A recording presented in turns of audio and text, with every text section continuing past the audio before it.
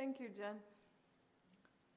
Bell Hooks tells us that beloved community is formed not by the eradication of differences, but by its affirmation. By each of us claiming the identities and cultural legacies that shape who we are and how we live in the world. I can imagine hearing you say, "Yeah, Reverend Soto, we know that. We're with it." Our real investigation today will not be with that then, with all the things that you love and agree with. Rather, we're going to ask ourselves, what would it mean to move forward?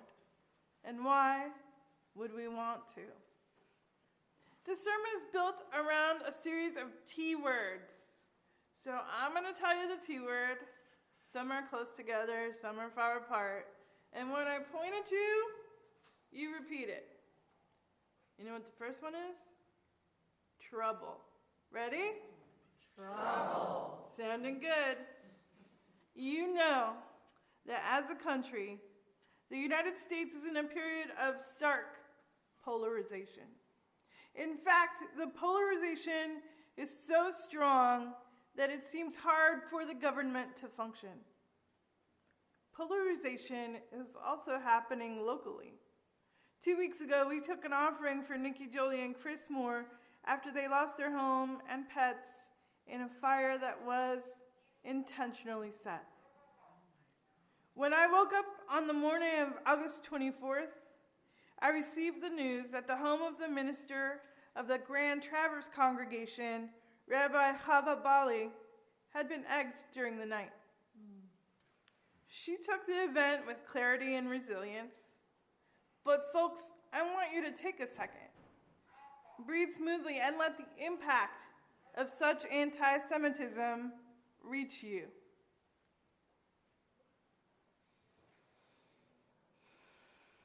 That morning, I thought about what I could do for that colleague. Not much from all the way down here, but I wanted to offer beauty in response to ugliness. In your stead, as your minister, I sent the UU Church of Grand Traverse some flowers. The card I wrote said this: "Dear Rabbi Hava, we are with you, our neighbors. Please let us know if there is a way we can be of service. UU Flint." Just so you know. Rabbi Hava wrote me the following note: "Dear beloved friends of UUCF and Reverend Teresa, thank you from the bottom of our hearts for the beautiful mom. It means so much to know that when difficult things occur, we are not standing alone. I especially want to thank you because for many of us of the Jewish faith, this is a difficult and even frightening time. We are seeing specters of parts of our history that are deeply troubling. The call of, 'It could never happen here,' has been echoed through every age and every place we Jews have sojourned since the earliest anti-Jewish violence centuries ago, and has echoed through every exclusion, pogrom, expulsion, and extermination through which we have survived. What helps is to know that we are not alone, that our neighbors and friends show up when it matters, that we will stand shoulder to shoulder in facing down hatred of any kind, for a harm to any of us is a harm to all of us. Thank you again for your greatness of heart. In loving blessing, Rabbi Hava." So that brings me to a tiny matter of housekeeping. On Tuesday in Washington, D.C., there's going to be a Ministers' March for Justice. So that's where I'm going to be. That means that if you need to see me in my office, I'll be there on Thursday from 9 to 1.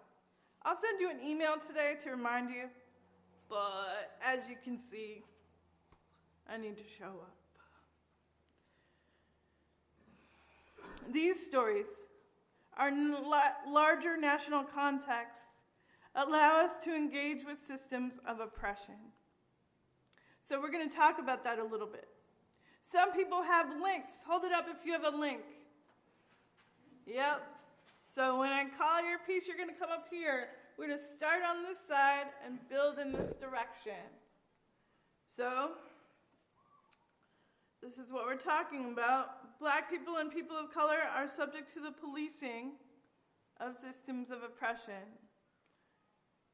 The mandate of these systems, the first link, is the goal of the system.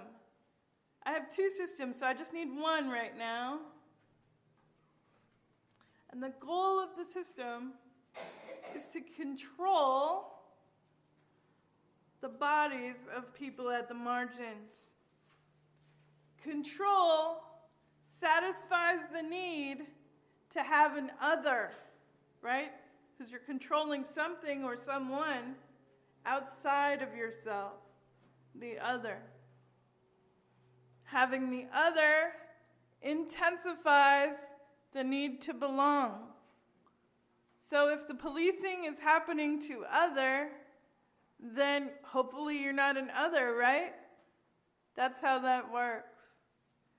Belonging is necessary for compliance. Compliance. And we're going to say what compliance is in this case. You've got the definition, right? Mm-hmm. Go ahead. Conformity in fulfilling official requirements. Conformity in fulfilling official requirements. So, the system is telling you, be this way. We can think of lots of examples. The couple of stories that we've heard today are of a system that wants Jews to stay home and be quiet. Did you notice that? That's what we're talking about. That's the requirement. Compliance maintains the system. I have one more system. So now we'll go through the whole thing one more time, really quick, or really regular speed. I want you to understand it. All right? So we're talking about a system of control. It's controlling the other. Having an other intensifies the need to belong. Belonging is necessary for compliance, and compliance maintains the system. Thank you, everyone. It's a systemic process that keeps individual people so concerned with their own making it that it doesn't seem possible to consider what it is that other people need to make it. What do they need to be free? What would it be like for people to come together, not just the people who agree, not just the people who experience surviving as not that hard, but a much wider cross-section? Liberals and conservatives, Jews and non-Jews, upper middle class and poor people. Do you wonder if that kind of connecting is even possible? I can hear you. Well, Reverend Soto, you just mentioned the biggest barrier, the deep polarization that our country is in. Okay, now I'm going to give you a question to ask me. Are you ready? The question's going to be, what are we supposed to do about that? I'm going to point to you. What are we supposed to do about that? That's a good question. I'm going to give you a tip. Are you ready? A tip. Let's talk about political motive asymmetry. Political motive asymmetry is an idea that I heard from Arthur Brooks. He's a fairly conservative guy, a social scientist, and he describes the belief that your ideology is based in love, but you're pretty sure your opponent's ideology is based in hate. One of the problems our country is experiencing is that a majority of Americans think that way. Well, I'm the good guy, and them, they're the bad guy. So we could break this down to individual spiritual practices, such as letting go of assumptions about people before we actually know their stories and concerns, such as holding each person we encounter as vested with inherent worth and dignity, which is the case of widely differing opinions, and knowing that we would arrive at the idea that some people and the lives that they hold valuable are just as important to somebody else as the people that I hold valuable are to me. Does that make sense? But we still wind up with the larger question of how to transform our communities. Arthur Brooks gets really excited about free market trade because he credits it with lifting 2 billion people out of poverty. More people lifted out of poverty than at any other period in history, with 5 tools. They range from globalization to entrepreneurship, and that's fine, right? I'm going to use that as an example. What you need to know is that liberals care about poverty 59% more than they care about economic freedom. And conservatives care about economic freedom 28% more than they care about poverty. This is an example of something that some people might consider irreconcilable differences. But what if there's more than just that? What if this represents a diversity inside of which we can find some answers? O. Henry told a story once about a woman whose husband had a beautiful pocket watch, but no chain. The wife had long, beautiful hair, but no combs, barrettes, yep. You know what's next. He sells his watch to buy her combs. She sells her hair to buy his watch chain. And they both end up with a gift that neither recipient can use. This is the kind of lose-lose proposition that we encounter when we refuse, whether obliquely or directly, to engage the richness of the ideas of others, especially those whose ideas differ substantially in focus from ours. Even further, it isn't enough to tolerate people. It's such a low bar. If I had time, I would put my hand on the floor to show you how low. No one is inspired or interested by that. To assert that it's okay for other people to exist is barely making an effort at all. Rabbi Lord Jonathan Sacks put it this way: we've spent most of our evolutionary history in small groups, but he's British, so he calls it evolutionary history.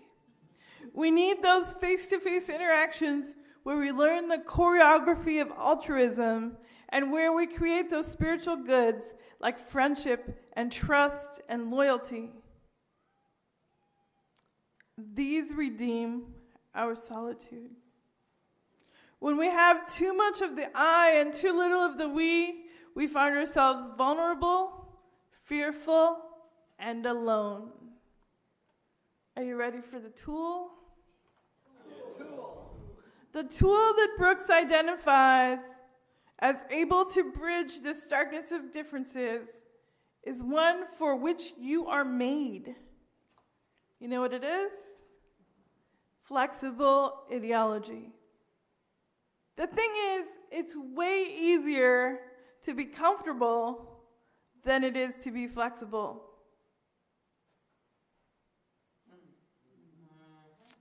So, we're going to trade it. Ready? Trade. That is, flexibility can be something we all practice as a community-wide standard, as a maybe mindset that all of us try. And we decide to do that before we encounter new ideas and changes.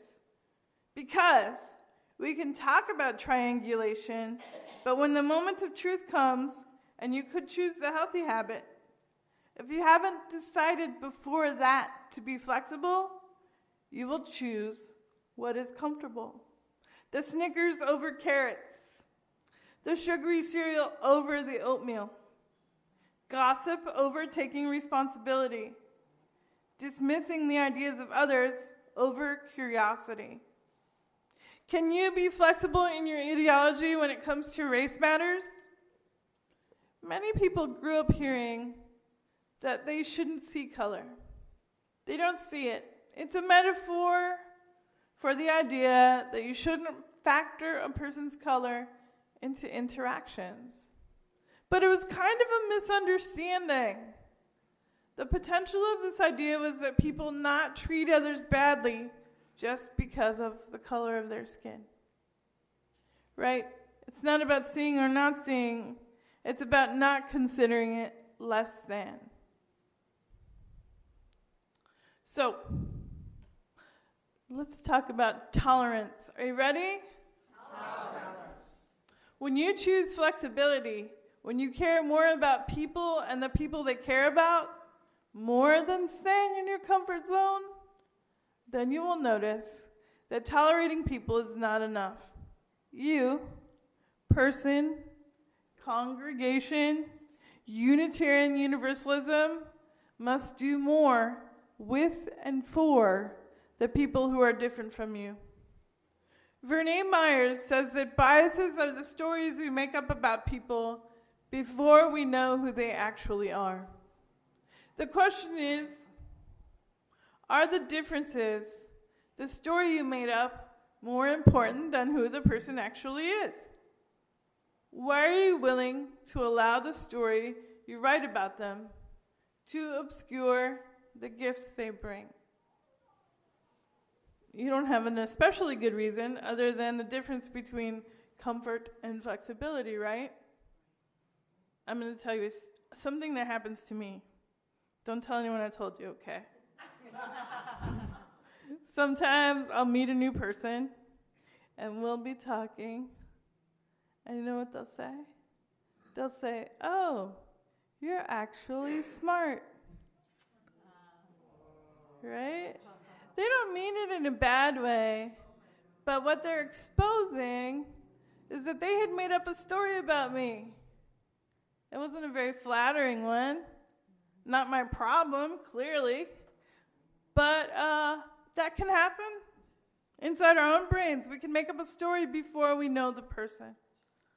Right? So it's important because the only one who knows about the story you make up is you. You're the only one who knows. So you're the only one who can check it, and you're the only one who can change it. So, can you use that as fertile ground for imagining something different?